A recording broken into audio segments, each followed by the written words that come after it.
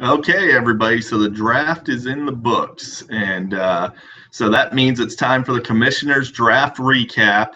The first commish dish of the season. I know you've all been longing for this, so I decided I'd go ahead and put it out for you and get you guys your dose of the commish dish that you've been missing for so long.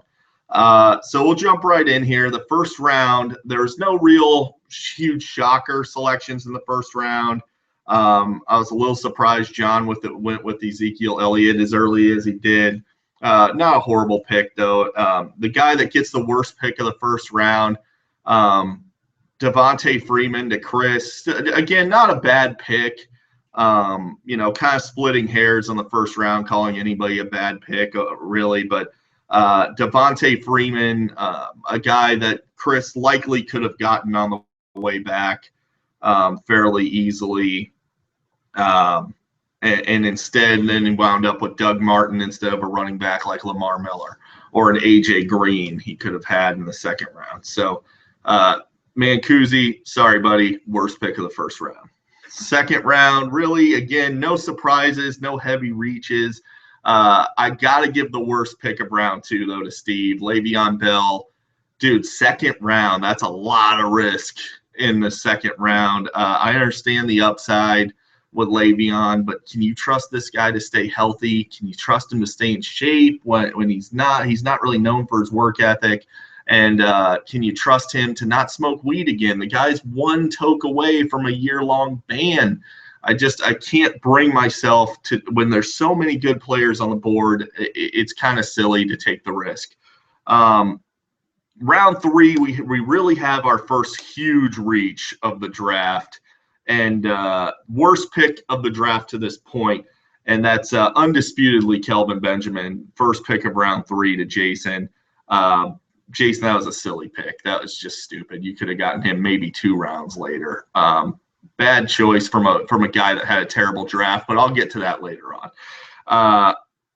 Round four, there was a plethora of bad choices, just a who's who of reaches in round four, including Tom Brady to Jared, T.Y. Hilton to my dad, Latavius Murray to Joe, but unquestionably the worst pick of round four, Matt Forte to Tony Jr., passing on some much better running backs that were still out there. Forte has looked like a decrepit old man this preseason. He looks like he smells like Bengay. So call it what you will. Don't like that one. Round five, worst pick to this point in the draft. So we have a new title holder for worst pick at this point. And you got to go Travis Kelce. Steve, terrible selection. He's a perennial disappointment. Travis Kelce was obviously a selection that Steve panicked on when he saw Greg Olsen and Jordan Reed come off the board earlier in the round. And instead of doing the smart, sensible thing that most of us did and wait on tight end and see what happens as far as, there's so many of them that are right there, even with each other, that taking Travis Kelce all the way in the 5th round is just stupid, absolutely stupid. There's better tight ends that were taken way later. So there's that as far as so worst pick so far. We're keeping score. Round 5, Steve with an absolute panic decision. Round 6, worst pick.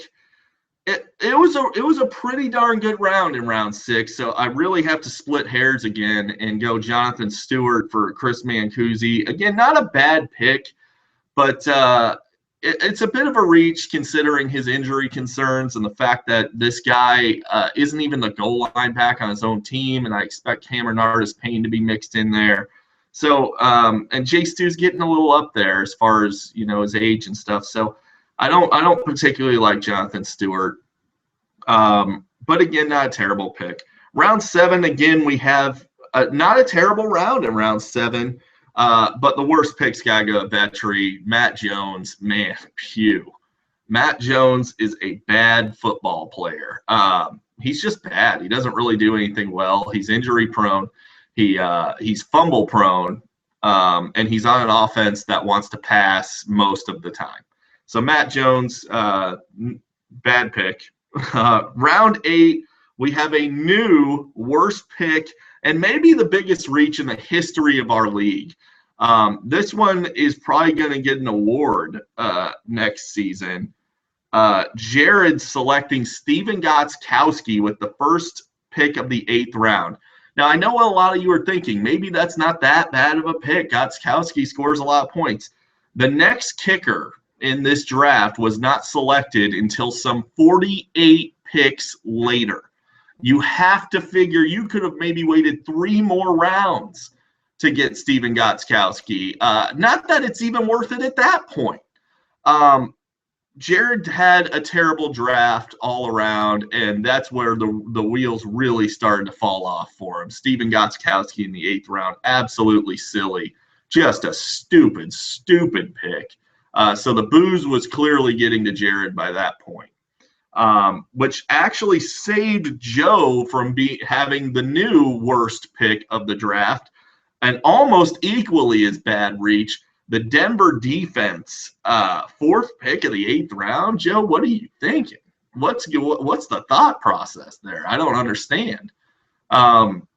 I mean, I said that thing before the draft about drafting a defense to get 11 players instead of 1. That was a joke. You know that, right? Like, if you took that seriously, I'm sorry. That was my bad, for contributing to that horrible selection. So anyway, thank Jared for saving you, because I would be ripping you a lot worse for that terrible selection if Jared didn't make the worst selection in the history of our league. Round 9, Mike Wallace to Cameron. Mike Wallace is already in the free agent pool. What else do I need to say? There's nothing that needs to be said there. Cameron's already dropped him. Round 10, the Jacksonville defense from Jason. Now, this is not to say that I think the Jags D is going to be worse, or they're not going to be better than they were last year. They certainly will be. But they're a matchup play, and the matchup week 1 is the Green Bay Packers. They are arguably the most high-powered offense in the NFL at the healthiest they're going to be all season long. Do you really want that problem? I mean, you could have picked up Jacksonville at free agency. Didn't need to draft them. I'm only going to go up to round 11 because anything taken after round 11 is pretty much a flyer anyway. But round 11, one pick really stands out as truly bad.